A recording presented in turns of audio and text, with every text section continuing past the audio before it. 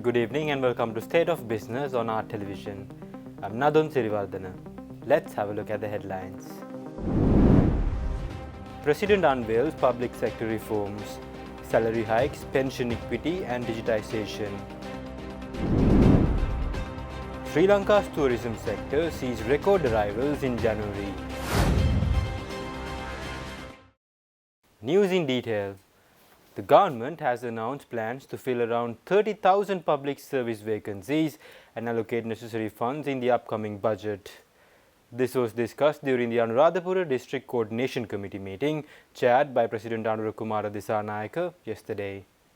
The President also revealed proposals to address key issues in the public sector, including a fair basic salary increase and resolving pension disparities within 3 years. He emphasized the government's commitment to strengthening public services, improving efficiency through digitization, and addressing public dissatisfaction. Efforts are underway to establish an accurate public service data system by June, aiming to streamline decision making and tackle challenges posed by the current complex data volumes. Clean Sri Lanka program එකේ එතෙන්දී ඉස්සරළම අපි රාජ්‍ය කාර්යාල බැලුවොත් ඔයගොල්ලෝ දන්නවා රජයේ කාර්යාල කැඩුණු පුටු කකුල් නැති මේස කම්පියුටර් ගොඩ ගහලා තියෙන්නේ මේ ඔක්කොම අයින් කරන්න ඕන අමාත්‍යංශ ගත්තොත් පරණ වාහන ගොඩ ගහලා තියෙනවා ඔක්කොම අයින් කරන්න ඕන මාස 3ක් ඇතුළත අයින් කරලා වැඩේ කරන්න පුළුවන් තැන් ටිකයි වැඩේ කරන්න අවශ්‍ය කරන භාණ්ඩ ටිකයි වැඩේ කරන්න තියෙන පිරිසු ටිකයි ඉන්න ඕන පුරවැසියන්ට අපේ ආමන්ත්‍රණයේදී ඒකත් අපේ ඉලක්කය ඒ කියන්නේ අපි සාමාන්‍යයෙන් ගත්තොත් අපිට තියෙන්නේ අර පුරවැසියා යටහත් භාවයට පත් වෙන නිලධාරියා නිලධාරියෙක් වෙන මම කියන්නේ ඔක්කොම එහෙම කියලා නමුත් ඕක තමයි තියෙන මනෝභාවය නිලධාරියට තියෙන වගකීමක් පුරවැසියාට තියෙන තමගේ කාර්ය ඉටු කර ගැනීම සඳහා අයිතියක් මොකද ඒගොල්ලෝ බදු ගෙවලා තමයි මේ අපි ඔක්කොම මේ රාජ්‍ය සේවය පවත්වාගෙන යන්නේ හැබැයි දැන් අපේ සම්බන්ධය තල්ලු වෙලා තියෙනවා නේද මෙයා ඔෆිසර් අරයා යටහත් කෙනා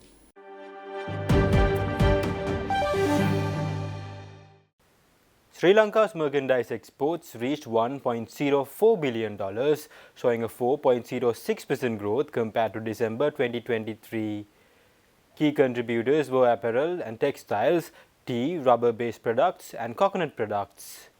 Services exports saw a significant rise of 29.96%, totaling $322.92 million. This was driven by gains in ICT and logistics and transport services. The total exports for December 2024, including merchandise and services, amounted to $1.37 billion, reflecting a 9.21% increase year on year. Apparel and textiles were up by 1.83% to $446.8 million, while tea grew by an impressive 18.43% with strong demand for tea packets and bulk tea. Coconut products registered a 33.05% growth with notable increases in desiccated coconut and coconut milk exports. Spices saw a rise of 50.1%, led by pepper with 195% and cinnamon with 17.89%. In the services sector, ICT exports were estimated at $141.06 million, up 29.81%. Logistics and transport reached $162.28 million, up 46.45%. Declines were observed in seafood exports and ornamental fish compared to December 2023.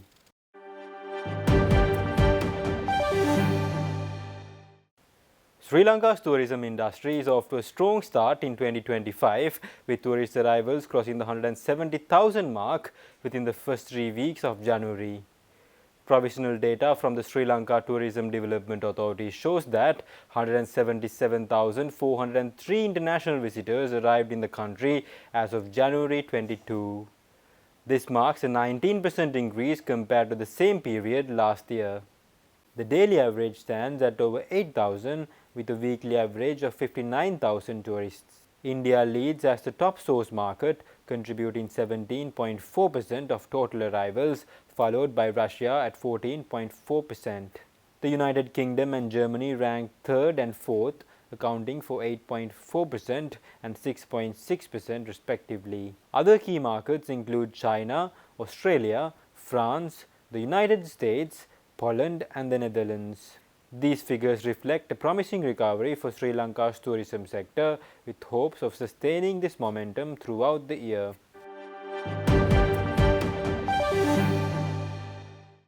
Stay tuned, we will return after this commercial break.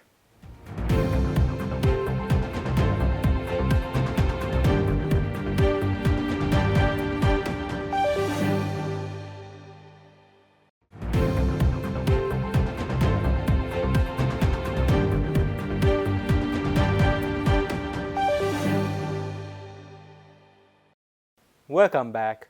Chief Presidential Advisor on Digital Economy, Dr. Hans Vijay said that in building the digital economy, there is no need to start from scratch and reinvent the whole wheel. The presidential advisor said that a lot of progress has been made in the field over the past years, and the goal is to build up on that foundation. He said this speaking at an event organized by the Advocata Institute in Colombo recently. The second is not to reinvent the wheel and not to undo good things which were done in the past. And let me assure you that there's a lot of good which has been done in the near past as well as way back. There are very good fundamentals. For instance, we have a very good payment network in Sri Lanka and very advanced infrastructures. We have good telco, we have good connectivity and advanced features and services. We have good laws. We have certain government services which are very advanced.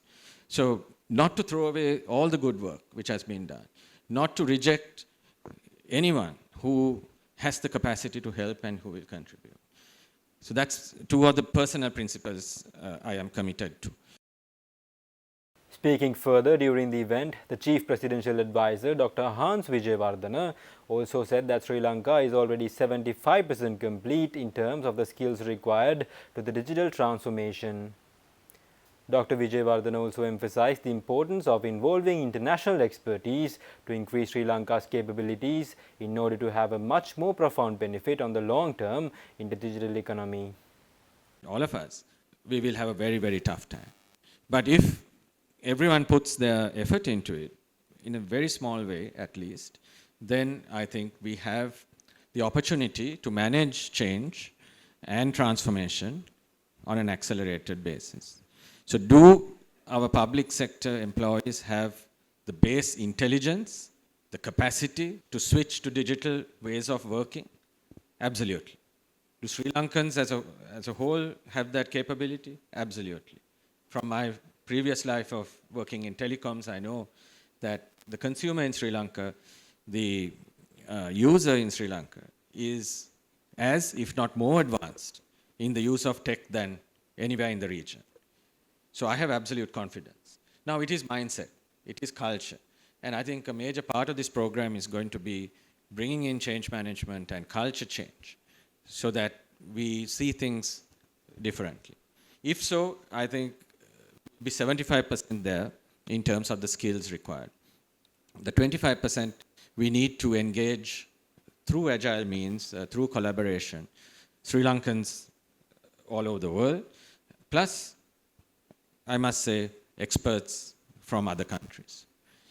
Because this is not a business for a walled garden or an island. This is a global business, and we are competing with everyone else. And if there are opportunities to bring the best skills temporarily to ramp up our capabilities and win the long game, we should do that.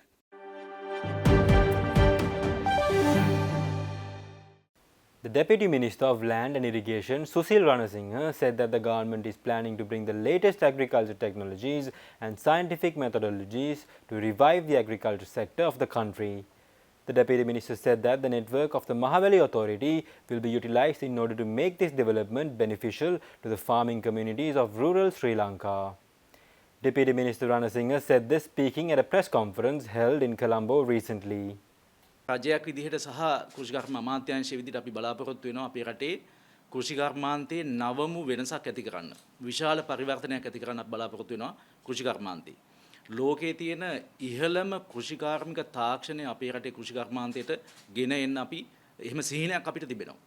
ඒ වගේම තමයි අපේ රටේ වැවෙන භෝග සියල්ල අපේ රටේ වවාගත යුතුයි කියන ඉලක්කයක අපි වැඩ කරමින් ඉන්නවා. අපි දන්නවා ගොවියන්ගෙන් බහුතරයක් දුප්පත්. ඒ නිසා ග්‍රාමීය දුප්පත්භාවය නැති කිරීම සඳහා ගොවියන්ගේ දුප්පත්භාවය නැති කිරීම සඳහා කෘෂිකර්ම අමාත්‍යාංශයේ වැඩපිළිවෙල කේන්ද්‍රගත කරන්න අපිට සැලැස්මක් තිබෙනවා. බීජ සම්බන්ධයෙන්, යෙදවුම් සම්බන්ධයෙන් අපිට විශාල විද්‍යාත්මක දැක්මක් වැඩපිළිවෙලක් තියෙනවා. ඒ වගේම තමයි කෘෂි ව්‍යාපාර සහ අපේ රටේ පිටරට යවිය හැකි හැම භෝගයක්ම පිටරට යවීම සඳහා වැඩසටහන් දියත් කරන්න අපි සැලසුම් කරලා තිනවා. එහෙම වැඩපිළිවෙලක් අපි ළඟ තියෙනවා. අපි බලාපොරොත්තු වෙන වෙනස ඉෂ්ට කිරීම සඳහා වැඩසටහන් සූදානම් කරලා තියෙනවා. බලාපොරොත්තු වෙනවා ශ්‍රී ලංකා මහවැලි අධිකාරිය යටතේ මහවැලි පුනරුද සතිය කියලා විශේෂ වැඩසටහනක් ක්‍රියාත්මක කරන්න ඉදිරියේදී. මහවැලි අධිකාරිය යටතේ තියෙන හැම කලාපයක කලාප 10ක් තියෙනවා. හැම කලාපයකම එක සතියක් මහවැලි පුනරුද සතිය ක්‍රියාත්මක කරන්න නියමිතයි. මහවැලි H කලාපයේ ජනවාරි 27 වෙනිදා සිට පෙබරවාරි 2 වෙනිදා දක්වා වන සතියේ මහවැලි පුනරුද සතිය ආරම්භ කරනවා මහවැලි H කලාපයේ.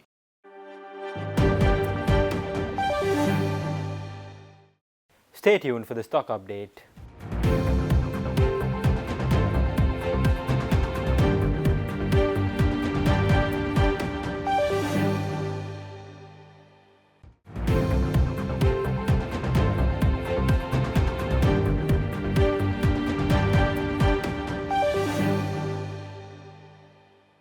Trading at Colombo Stock Exchange ended on positive notes today.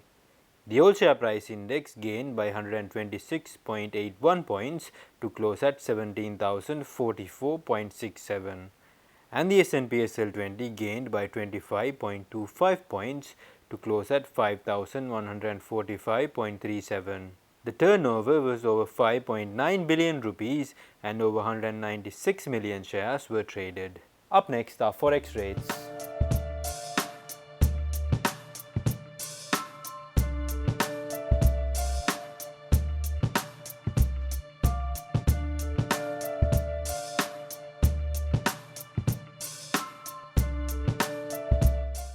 That's all our news for today. For this and more, subscribe to our channel on YouTube and follow us on Facebook. Take care and good night.